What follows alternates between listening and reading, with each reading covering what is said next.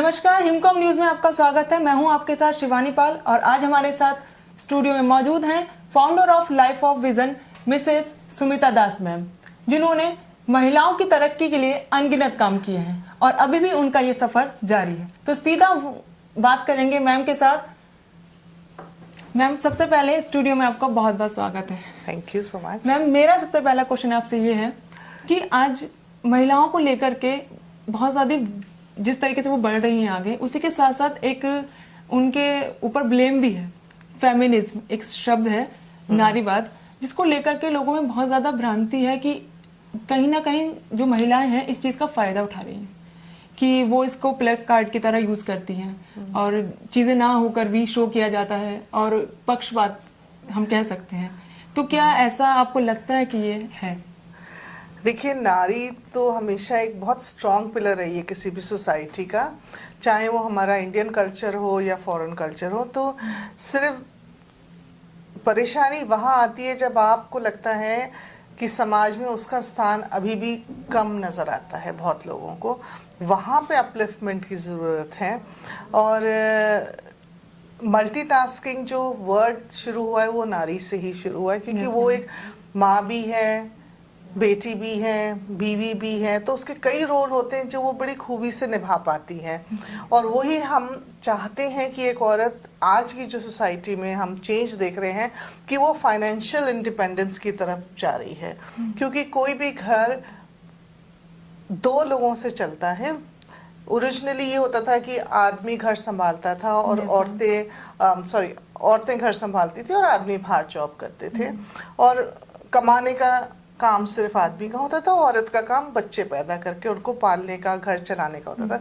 But since changes इतने आ गए हैं सोसाइटी में, यहाँ हम ये भी कह सकते हैं ना कि जस्ट लाइक जो हम पहले स्थिति देखते थे महिलाओं की, तो काफी चेंजेस आ चुके हैं अब तक। और वो चेंजेस इसलिए आए क्योंकि हमने सोसाइटी में बहुत कुछ आगे बढ़ने की हमारी इच्छा रहती है। बच्चों को अच्छी एजुकेशन देने की बहुत सी चीज़ें ऐसी आ गई हैं जो हमारी पहले ज़रूरत नहीं थी, लेकिन आज वो हमारी पार्ट ऑफ लाइफ है। अगर पहले एक टेलीविज़न घर में होता था, आज 3 टेलीविज़न होने लगे हैं। कॉस्ट ऑफ लिविंग एक्सपेंसिव हो गई है। तो हर चीज़ में औरत आदमी का साथ बटाती है और अपने बच्चों की अच्छी परवरिश के लिए करती है। तो मैम, क्वेश्चन था जैसे कि फेमिनिज्म को लेकर के जो लोगों में एक बना हुआ है इशू, तो क्या जो पुरुष का कहना है कि भाई अभी पुरुषों को फंसाया जाता है इस चीज को लेकर के, बहुत से केसेस भी हैं, रिपोर्ट्स के अकॉर्डिंग हम अगर देखते हैं कि फेमिनिज्म के झूठे केसेस आते हैं और उस पे एक आ जाता है पुरुष मेंटालिटी को लेकर। तो क्या ये चीज सच है? देखिए, कुछ हद तक विमेन एक्सप्लॉइट भी होती हैं इस फेमिनिज्म के नाम पर। और कई बार ऐसा भी सिचुएशन आती है कि फायदा उठाना की कोशिश करती हैं उस सिचुएशन की। लेकिन सोसाइटी बहुत से फर्क एरियाज में आजकल इतनी डेवलप हो गई है कि फेमिनिज्म वर्ड बहुत डिफरेंट हो गया है। और यही नज़रिया से आदमी भी उस चीज़ को सोचने लगे हैं कि women are a part of the society. बहुत सी ऑर्गेनाइजेशंस हैं जो एक गवर्नमेंट ने अभी एक रूलिंग करी हुई है और 2013 से वैसे वो लागू है, लेकिन अब हम उसको ज़्यादा सीरियसली ले रहे हैं बिकॉज गवर्नमेंट ने एक कमेटी बनाने का हर ऑर्गेनाइजेशन में करा है, पॉश के नाम से, prevention of sexual harassment of women at work place. और वो इसीलिए हुआ है क्योंकि किसी भी ऑर्गेनाइजेशन में औरतों की संख्या बहुत कम होती है compare to men working there. तो देखा जा रहा था कि वहाँ विमेन ज़्यादा अपने को इनसिक्योर मानती थी या कोई फेवर्स उनसे मांगता था वो नहीं कर पाती थी। तो ये सब उसी नज़रिए को देखते हुए बनाई गई हैं ताकि विमेन में भी सिक्योर एंड सेफ। तो फेमिनिज्म तो अभी भी उतना ही है, लेकिन उसका सिर्फ कई बार मिसयूज़ हो जाता है सोसाइटी में, तो थोड़ा सा स्ट्रॉन्ग स्टेप्स लेने पड़ते हैं। मैम, जैसे पहले की महिलाएं थी, तो जैसे हम हिस्ट्री में पढ़ते हैं अपनी, उनकी स्थिति बहुत ज़्यादा नीचे लेवल पर थी, उनको उतना सम्मान नहीं दिया जाता था। अब जैसे जैसे हम लोग आगे बढ़े हैं, एजुकेशन हमारा इम्प्रूव हुआ है, उसी के साथ बहुत सी चीज़ें भी चेंजेस हुई हैं। और पहले महिलाएं हमेशा पुरुषों पर ही डिपेंड रहती थी, जो भी डिसीजन होता था, डिसीजन मेकिंग में या कुछ भी काम करने में उनका खुद का कोई भी सोच नहीं रहती थी। तो अभी आप कैसे देखते हैं कि उनकी थिंकिंग में किस तरीके से डेवलपमेंट हुआ है, किस तरीके से चेंजेस आए हैं? देखिए, अगर हम अपनी इंडियन हिस्ट्री में जाएं तो औरत तो देवी के रूप में मानी जाती Yes, थी, तो उसका तो दर्जा बट बहुत मैं ऊंचा मानने था। में मैम, तो बट उस दर्जा को हम देखते हुए देखें तो हमारा सोसाइटी में जैसे जैसे हम आगे बढ़ते गए, हम बहुत कुछ चेंज लाते गए, और वो चेंज डोमिनेंस पर ज़्यादा आ गया कि हमने अपने आप एक्सेप्ट कर लिया कि मर्द का स्टेटस सोसाइटी में स्ट्रॉन्ग है और औरतें उससे कम हैं। अगर हम अभी भी अपने गांव में देखें तो आज भी औरतें सर ढक के घूम रही होती हैं, घूंघट लंबे लंबे डाल के घूम रही होती हैं। शायद वो उतनी ज़रूरत ना हो, लेकिन फिर भी वो एक कल्चर है, के नाम पे वो तो चीज वो फॉलो उसी की में जाती तो है। उन लेडीज के लिए अपने आप को इंडिपेंडेंट करना तो बहुत दूर की बात, अपने आप की वॉइस करना भी बड़ा मुश्किल होता है। वो अपनी डिसीजंस नहीं बता सकती हैं, अपनी सोच नहीं आगे रख सकती है। तो वो सोसाइटी के लिए हमको काफ़ी कुछ करना है अभी भी। जहाँ की हम देखें कि सिटीज़ का जहाँ तक सवाल है, तो इक्वल नंबर में औरतें और आदमी आजकल वर्क करें। आप मेट्रोज में देखो, सबवेज देखो, जहाँ पे भी आप मैम, यहाँ जाओ। मेरा एक पर्सनल क्वेश्चन है आपसे कि सब कहते हैं कि पुरुष और महिला इक्वल है, कि सब कुछ इक्वल हो चुका है, बट कहीं ना कहीं मेरे मन में ये सवाल उठता है कि ये चीज कहना, कंफर्म कहना ये ठीक नहीं है कि इक्वलिटी हो चुकी है। क्योंकि कहीं भी आप देखिए, किसी भी पोस्ट पर अगर कोई महिला पोस्टेड है, वो काम कर रही है, वर्किंग है, इवन कोई भी फील्ड हो, लेकिन कहीं ना कहीं उसे उस चीज का प्रेशर झेलना जरूर पड़ता है कि वो एक महिला है। मैं आपसे एक छोटी सी बात पूछती हूँ, आपकी मदर की स्टेटस में और आपके स्टेटस में फर्क आया एज अ गर्ल? हाँ, बिल्कुल आया। दैट मीन्स आपकी पहले वाली जनरेशन में और आपकी जनरेशन में डिफरेंस है। Yes ma'am. आप अपनी ओपिनियन वॉइस कर रही हो, आप अपने आप को एक मुकाम पे लाने की कोशिश कर रही हो, और आप सोच रही हो और आप करोगी भी, बिल्कुल, क्योंकि आपने जो आज निश्चय लिया है अपने लिए वो आपका फ्यूचर है।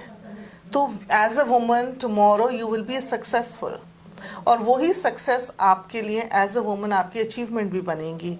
तो चेंज तो आ रहा है सोसाइटी में, लेकिन जिस तरह के हम कल्चर में रहते हैं वो थोड़ा सा स्लो है इस प्रोसेस अभी डेवलपमेंट की तो अभी भी ज़रूरत है, है। अभी भी एक्सेप्टेंस थोड़ा सा टाइम लेता है। अगर कोई बॉस है लेडी, तो बाकी जितने मेल मेंबर्स हैं उनको थोड़ा टाइम लगता है उस चीज़ को एडजस्ट करने में। तो जैसे मैम, आप भी मल्टीटास्किंग है एंड अपने घर को भी संभालते हैं, बाहर भी आप करते हैं, तो क्या कभी आपको ऐसी चीजें फेस करनी पड़ी कि आपको ऐसा लगा हो कि एज अ वुमेन कि हाँ अभी थोड़ा सा हो रहा है?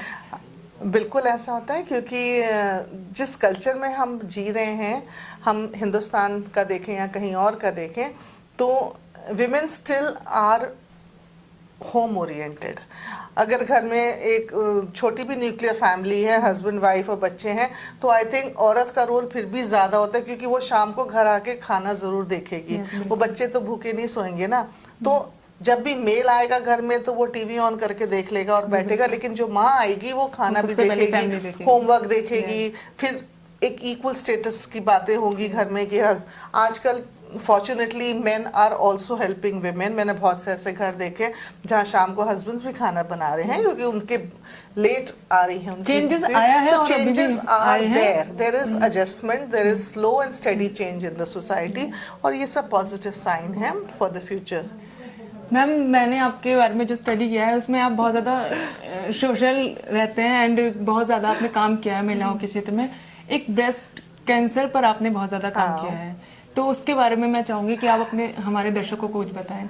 ऐसा था, मैं जब बाहर रहती थी और मैं बहुत सी ऑर्गेनाइजेशन जुड़ी हुई थी, तो बाहर बहुत सपोर्ट होता है women who are cancer survivors, क्योंकि जो औरत एक फिजिकल जर्नी से जा रही है, जो उसके साथ चल रही है, एक उसके साथ उसका घर का स्टेटस है जो कभी सपोर्टिव होता है कभी नहीं होता है, और बाकी उसकी साइकोलॉजिकल इमोशनल तो बहुत सी नीड्स होती हैं। तो ऐसी औरतों के लिए हमें लगा कि कुछ मेडिकल साइड से हटके भी बहुत सपोर्ट चाहिए। और ये बहुत सीरियस टॉपिक और ये बहुत ज्यादा सीरियस टॉपिक है, बिकॉज जिसपे बात भी नहीं कर पाते हैं। मैंने बहुत सी ऐसी लेडीज देखी हैं, जब हम उनको इंटरव्यू के लिए बोलते हैं आप आके बताएं अपने बारे में, तो 50% of them don't want to say. क्योंकि वो एक है कि इस चीज का नाम लेना भी, Yes. क्योंकि वो लोग अपने ऊपर आपको मैं बताऊं कि कई सहन बार कर वो लेते हैं अपना उस चीज को। एक्सपीरियंस ये बताते हैं कि जब हम लिफ्ट में जाते हैं तो कई बार लोग ऐसे पीछे हट के खड़े होते हैं, यस जबकि सबको मालूम है कि ये किसी के कांटेक्ट से नहीं होता है, पर अभी भी सोच उतनी नहीं है। हम लोग एडवांस्ड बहुत कुछ अपने चीज़ों में समझते हैं, लेकिन अभी भी बहुत चीज़ों के बारे में उनको जानना ज़रूरी है।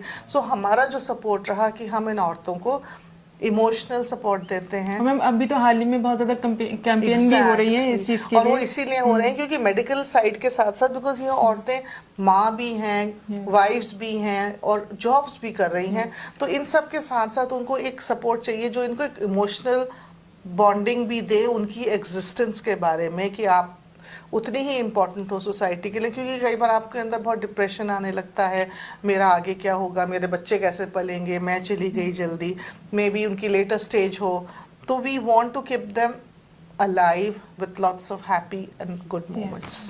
सिंस हम बहुत कुछ करना चाहते हैं और हम चाहेंगे कि वो औरतें और वो लेडीज़ हमारे साथ जुड़े और हम विमेन कैंसर सर्वाइवर्स को सपोर्ट करें, और जो हमारी कैंसर वॉरियर्स हैं वो हमारे साथ जुड़े, so that we can give you as much as possible support we can. Thank you for giving me time to be here. Ma'am के साथ बात करके हमें बहुत अच्छा लगा। और मैम जैसा कि आपने देखा कि मैम ने हमें फैमिलीज से रिलेटेड बहुत सारी चीज़ें बताई कि क्या है क्या नहीं है, क्या करना चाहिए। और हमने ब्रेस्ट कैंसर पे भी, जो कि एक बहुत सीरियस टॉपिक है जिसको लेकर के वुमेन्स हमेशा हाइड करती हैं, जैसा कि उनका एक स्वभाव होता है कि फैमिली के आगे उन्हें कुछ नज़र नहीं आता और अपनी हेल्थ भी नज़र नहीं आती है। तो मैम ने उस पर भी हमें अवेयर किया है। तो मैम आपके साथ हमें बात करके बहुत ज़्यादा अच्छा लगा so much. और अपना कीमती टाइम देने के लिए बहुत बहुत My शुक्रिया। pleasure, and I'm always happy to be here, and thank you Thank you so so much and all the best.